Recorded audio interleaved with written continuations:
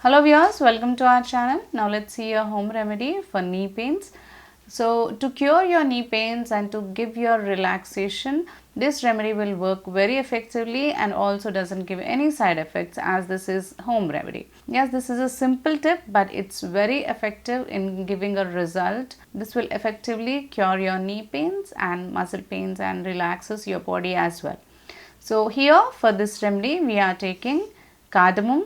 Cardamom will help you out in clearing out with the knee pains by relaxing the muscles or the curing out with the inflammation that you have, and also this will help you out in relaxing and in giving out a clearing out with the inflammation also, and in this way this will help you out in clearing out with the knee pains. Now take a small crusher, add 3 to 4 cardamoms to it, crush it well.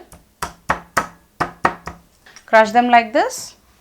Now take a small pan, add a glass of water and add this crushed cardamoms to it. Now let this boil for about 5 to 10 minutes on a low medium flame, cover it and boil it out. Now after boiling it for about 5 to 6 minutes, let it cool for some time and take it into a glass. Strain it and take it into a glass. Now to this add 2 drops of sesame oil. So prepare this drink and take this drink regularly.